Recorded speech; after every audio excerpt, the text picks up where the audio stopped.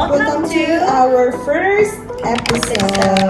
So, Del, mag-unsa man ta karon? Karon kay mag-start ta sa atong life as an OFW teacher dari sa Land of Smile, dari sa Thailand. So, we're going to share to everyone our life experiences, lessons sa ato ang journey in Thailand. Yes. Start ta sa katong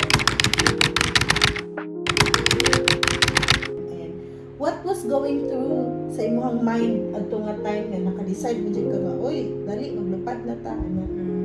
Oh. Kadumdum ka tong napatas na Lori. I think the first reason why I really want to work in Thailand is because ang salary kay first diba kadumdum ka ang ana sila ang salary daw sa Thailand kay 80,000 to 90,000 a month. Kadumdum ka to, nakadumdum ka to, taga-search pa ta sa una sa Google, tapos nakabutang kay 60,000 to 80,000 per month. Oo. Sa motong naka-excite yun sa ako. First is salary. Oo, dayon. Salary good. Salary. Fact check lang diay kanang kaming duha work. Kauban mi sa una sa kanang trabaho sa isa ka international school. So then to mi nag-meet and nag-decide dayon mi nga lupad ng Thailand kay nagko kayo sweldo. So mao ta mong first mo to naka-decide me together, right? Naka-decide me together. Mo din to. Sa mo rin to, nilupad na yung An OFW, di ba kay 5 ka tuig na dahil mi dari guys. Going to 6 years this September 29. See? So, probably good. Kapon ka. So, first siguro, lowest good. Siguro kuan, katong kanang kuan, yes. Kaya nagbulag beta first, diba, sa Rayong ka. Rayong, na-assign siya sa Rayong. Very far from Bangkok. I think it takes 2-3 hours by bus, I don't know. Pero oo, layo gid siya sa Bangkok. Dayon, kato homesickness, dayon kuan pod. Kanang feeling kanang adjustment ba? Adjustment period kana lang man. In the beginning. Tinadyo. Kasi kay homesickness gid ang pinaka first bisan kid sa OFW. Homesickness gid ang pinaka first ninyo nga murag kontra ba? Kontra jud kay ninyo kay kuan man kanang sa ganina kay layo mo sa balay tapos kuan pa gid mo ma-shock mo sa ano ba culture dali ilang usa naman ni look oh my god labaw na sa mga OFW dali sa Thailand lahi ang language dili English na kuan gali ka kay makatawa ka kay the way sila may istorya ba kaya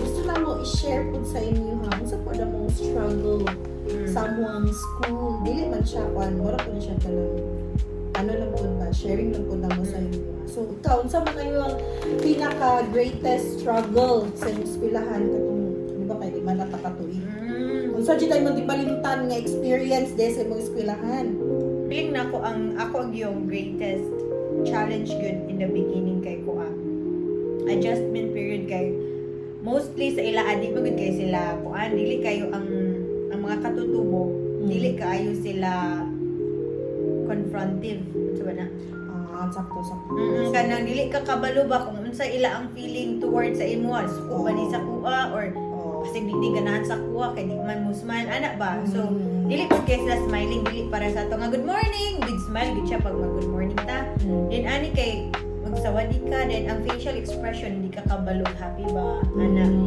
oo kanang inana pud sakto so mo na ano pinaka greatest problem or struggle na imong na face or encounter po sa I think similar man pud mi kay sa akwa pong school na pud ang ako usually na mga katutubo di man tawag sa ila ha so sa ila man gud kay dili sila na jud no confronted so you don't know if sakto ba imong ginabuhat or nalain ba sila sa imo ha so inana gid pud ang isa sa among struggles sa school so sa 5 years mo lang pud na pero na-overcome mo pud na mo siya dili jud mag-give up ba dapat na good sugol lang yun ginangon nila nga every start is a mess kay tanan good kung mag-start good ka di good ka ma-plaster diretso Kailangan gud nimo siya tun-an ba tanan.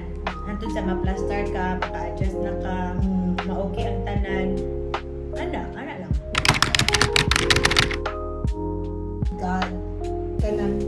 God's hand in guiding you throughout sa mga challenges dali bakit di man natubeta ka to jud na easy ang 5 years so paano gising God's hand.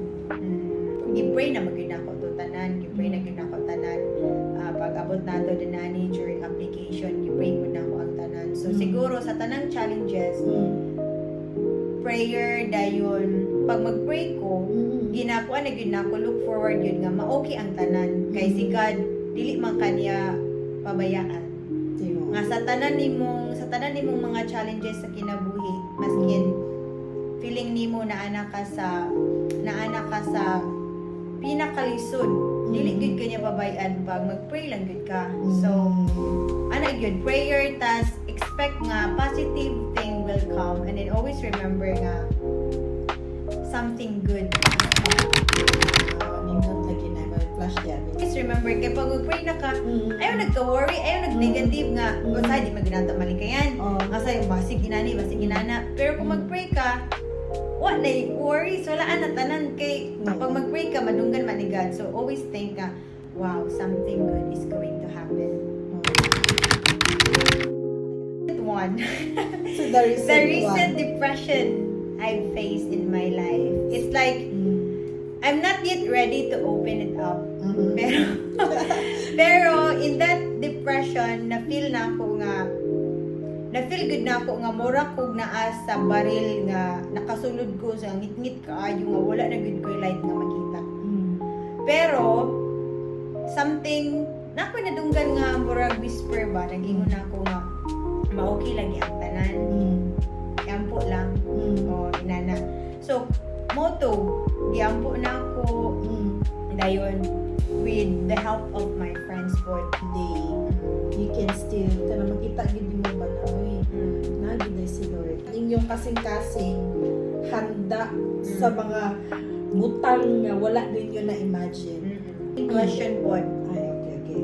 Never that The same question. Unsa man nga experience sa imo ang in your almost 6 years nga pagtrabaho sa Thailand, unsa man imo ang biggest or lowest time nga na-meet nimo si God, nga na-feel nimo nga wow, na-meet nimo ang miracle nga imong gipangayo nga gihatag ni God.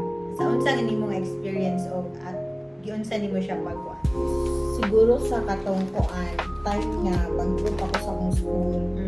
So kanang na-shock ko ba sa cultures, na-shock ko sa environment. Tapos ato nga time kay kanang bago pa jud kay ko asin kanang mura peace ba. Unya uy dili ko ka catch up sa akong mga kauban kay maayo magkaayo sila pag feeling na ako ba kay behind kay ko.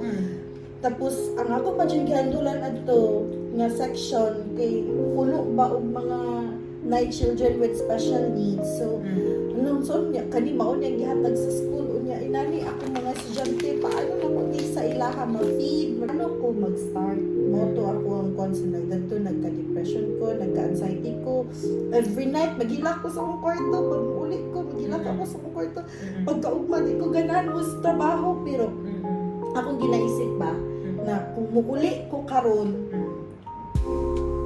unsa man ang ako ang future dito sa Pilipinas sayang akong effort sayang so akong paligulod tapos ako na isa sa kwarto so ang tanging maging the guiding star sa ko kay prayers or mostly magud sa akong struggle kay emotional problem or emotionally mo man so dapat emotionally ready mo gina ako ma-advise sa tanang teachers nga gusto mag-teach diri sa Thailand dapat emotionally ready. Research before ka mag-ani diri kay especially their language is not pareha sa ato. So their culture is different. So kung matujud ka, mag-OFW ka, kung gusto ka man ni diri, research first. So to ask ni Sir Bed, ka. Going to 6 years na din sa Thailand. Actually, 6 years na. Oh my God! Mag-celebrate September 29. yeah. Next month. So, mo ni siya mo ang first episode. So, bali gift na mo ni sa mong self to share our experience, to share our struggles and think. Okay, 6 years. Dili, dagan pa man mas dugay sa mo, but kato nga 6 years, mga guys, mga Bisaya, grabe, it was not an easy journey.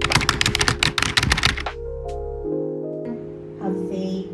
Number 2, emotionally ready. Number 3, financially ready. And number 4,